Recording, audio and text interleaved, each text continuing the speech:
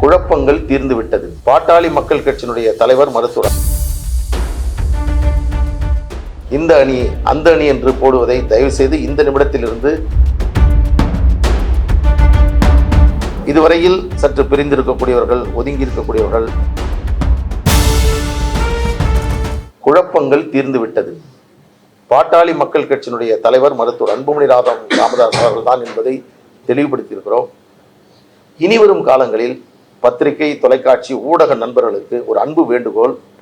பாட்டாளி மக்கள் கட்சி என்பது மருத்துவர் அன்புமணி ராமதாஸ் அவர்கள் தலைமையில் உள்ள இயக்கம்தான். எனவே நீங்கள் செய்தி வெளியிடுகின்ற போடுவது இந்த அணி அந்த அணி என்று போடுவதை தயவு செய்து இந்த நிமிடத்திலிருந்து தவிர்க்க வேண்டுமாய் உங்களை அன்போடு கேட்டுக்கொள்கிறோம். ஒரு சில குழப்பங்களின் காரணமாக, யார் கட்சி என்று சொல்லக்கூடிய குழப்பத்தின் காரணமாக இருக்கக்கூடியவர்கள், உங்கள் மூலமாக அவர்களுக்கு அன்பு வேண்டுகோள், அழைப்பை விடுக்கின்றோம். அனைவரும் வாருங்கள், நாம் எல்லாம் ஒன்றாக இணைந்து இந்த இயக்கத்தை நடத்தினோம். பல்வேறு சோதனைகளை சந்தித்தோம், பல்வேறு தியாகங்களை செய்தோம். எதிர்காலத்தில் பாட்டாளி மக்கள் கட்சியை தமிழ்நாட்டில் ஆட்சி அமைக்கக்கூடிய ஒரு நிலைக்கு கொண்டு செல்ல வேண்டும் என்ற அடிப்படையில் நீங்கள் எல்லாம் மருத்துவர் அன்புமணி ராமதாஸ் அவருடைய தலைமையின் மீது நம்பிக்கை வைத்து இதுவரையில் சற்று பிரிந்திருக்கக்கூடியவர்கள், ஒதுங்கி இருக்கக்கூடியவர்கள், அவர்களையும் இந்த தருணத்தில் அழைக்கின்றோம். மருத்துவர் ஐயா அவருடைய நோக்கம் என்பது தமிழ்நாட்டில் வன்னியர்கள் மற்றும் தமிழ்நாட்டில் இருக்கக்கூடிய அனைத்து சமுதாய மக்களுக்கும், பிற்படுத்தப்பட்ட மக்களுக்கும் உரிய விகிதாச்சார இடஒதுக்கீடை பெற வேண்டும் என்பது.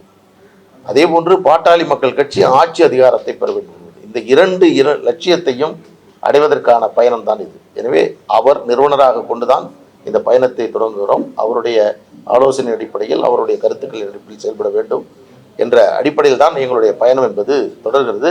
எனவே கட்சியினுடைய நிறுவனர் மருத்துவர் ஐயா என்பதில் எந்த மாற்றம்.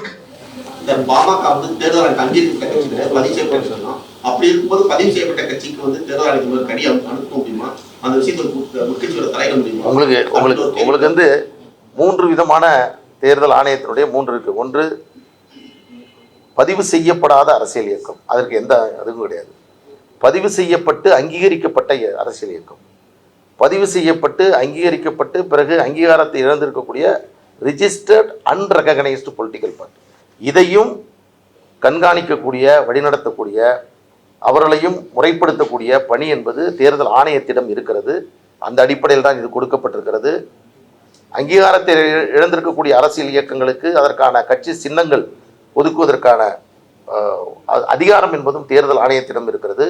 அந்த அடிப்படையில் தான் இது வழங்கப்பட்டிருக்கிறது. எனவே தற்பொழுது இருக்கக்கூடிய குழப்பம் என்பது தீர்ந்திருக்கிறது, மகிழ்ச்சியானது.